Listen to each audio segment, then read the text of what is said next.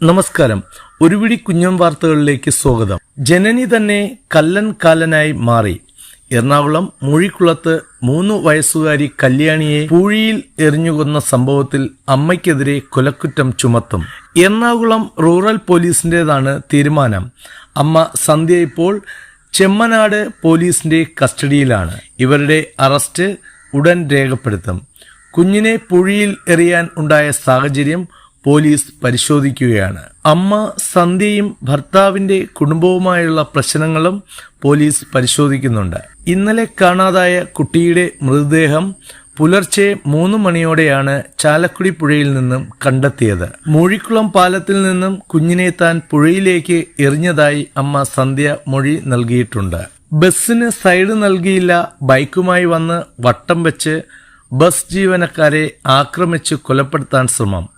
Bus കണ്ടക്ടറെ കൊലപ്പെടുത്താൻ ശ്രമിക്കുകയും ഡ്രൈവറെ ആക്രമിച്ച് പരിക്കേൽപ്പിക്കുകയും ചെയ്ത കേസിലെ 3 പ്രതികൾ അറസ്റ്റിൽ. കാറളം വെള്ളയാനി സ്വദേശി കല്ലായിൽ വീട്ടിൽ സേതു 29, കറുവത്ത് വീട്ടിൽ ബബീഷ് 42, പുല്ലത്ത് വീട്ടിൽ സബീൽ 25 എന്നിവരെയാണ് കാട്ടൂർ പോലീസ് അറസ്റ്റ് ചെയ്തത്. ഞായറാഴ്ച വൈകിട്ട് 7 മണിയോടെയാണ് സംഭവം. കാറളം നന്ദിയിൽ നിന്നും ഇരിങ്ങാലക്കുടയിലേക്ക് ലാസ്റ്റ് ട്രിപ്പ് പോയിരുന്ന മംഗലത്ത് ബസ്സിലെ ഡ്രൈവറെയും കണ്ടക്ടറെയുമാണ് സംഘം മർദ്ദിച്ചത്. വെള്ളയാനി യൂണിയൻ ഓഫീസിന് സമീപത്ത് വെച്ച് തങ്ങളുടെ വാഹനത്തിന് ബസ് ഡ്രൈവർ സൈഡ് കൊടുത്തില്ലെന്ന് ആരോപിച്ചായിരുന്നു യുവാക്കളുടെ ആക്രമണം.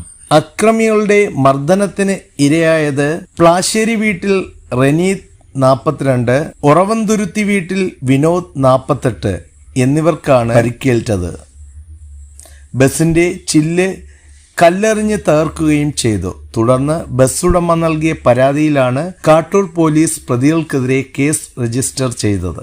ആശാവർക്കർമാരുടെ സഹന സമരം ഇന്ന് 100ാം നാളിലേക്ക്. സംസ്ഥാന സെക്രട്ടേറിയറ്റിന് മുന്നിൽ തുടരുന്ന സമരത്തിന് പുറമെ കേരളമാകെ സഞ്ചരിച്ചുള്ള രാപ്പകൽ സമരയാത്ര 16ാം ദിവസത്തിലേക്ക് കടന്നു. സർക്കാരിന്റെ പിടിവാശിക്കെതിരെ സ്ത്രീ തൊഴിലാളികൾ നടത്തുന്ന പോരാട്ടം കേരളത്തിലെ സമര ചരിത്രത്തിന്റെ ഭാഗമാകുകയാണ്.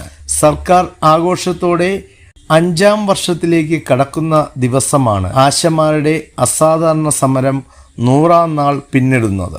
സെക്രട്ടേറിയറ്റിന് മുന്നിൽ രാപ്പകൽ സമരം, അനിശ്ചിതകാല നിരാഹാര സമരം, മുടിമുറിക്കൽ സമരം, നിയമസഭാ മാർച്ച്, സാംസ്കാരിക നേതാക്കളുടെ സംഗമം